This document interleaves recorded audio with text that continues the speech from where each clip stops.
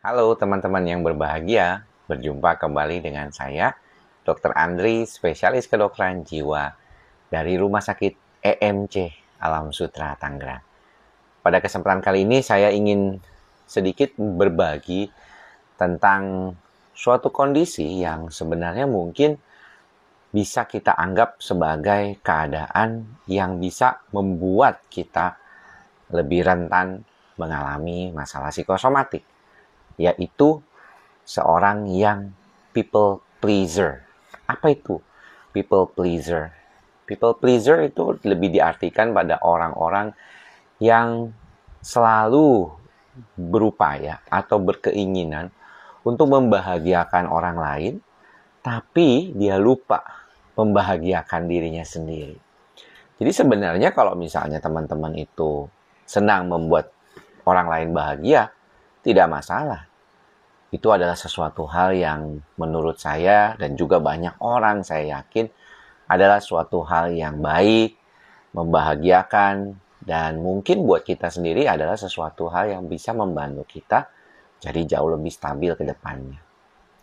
Namun ketika kita sibuk membahagiakan orang lain, tapi malah membiarkan diri kita menderita, atau bahkan demi orang lain bahagia, kita mengesampingkan kebahagiaan kita sendiri, dan itu kita lakukan terus-menerus, itu tidak sehat tentunya.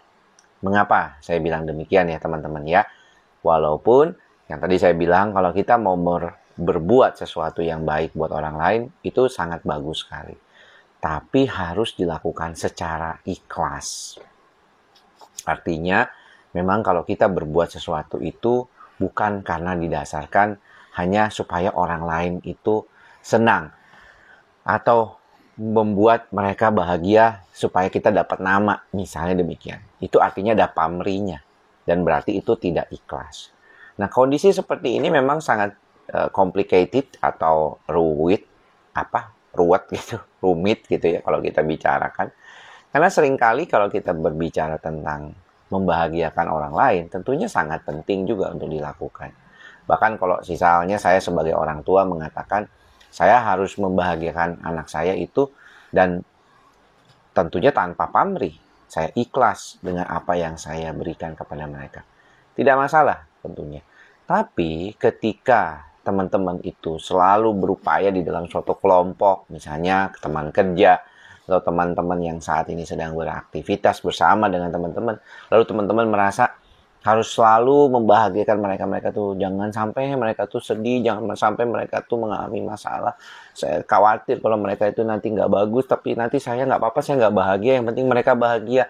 Nggak apa-apa saya ini menderita, yang penting mereka bahagia. Nah, keadaan ini itu nggak semuanya bisa ditanggulangi oleh otak kita. Jadi, kita lama-lama kalau punya pikiran seperti itu, kita sendiri yang sakit.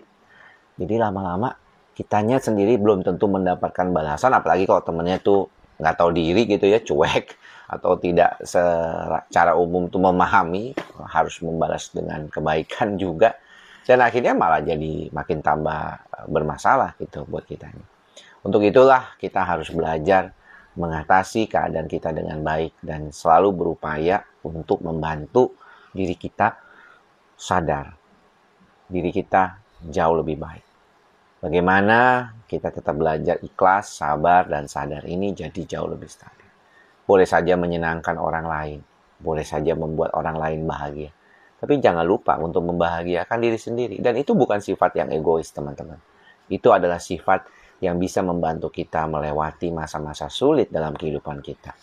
Ketika kita merasakan kebahagiaan, fulfill, well-being kalau istilahnya sekarang, maka apapun yang kita hadapi nantinya, kita akan bisa menghadapinya dengan baik. Karena kita sudah merasa tenang.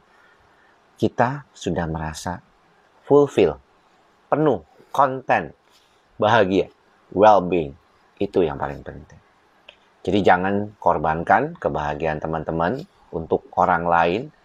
Apalagi sampai teman-teman merasa menderita banget, gue begini sebenarnya. Tapi gue demi dia, udah deh gue lakuin. Biasanya tuh kalau pacaran ya. Jangan ya teman-teman seperti itu ya. Yang penting teman-teman lakukanlah dengan ikhlas kalau memang ingin membahagiakan orang lain, dan jangan sampai merasa tertekan atau terintimidasi dengan kondisi seperti ini. Oke ya teman-teman, semoga apa yang saya sampaikan ini bisa bermanfaat untuk teman-teman dalam menyambut tahun baru 2022 yang hanya hitungan jam dari sekarang. Mudah-mudahan teman-teman semua berbahagia, tetap ikhlas, sabar, dan sadar. Salam sehat jiwa. Bye-bye.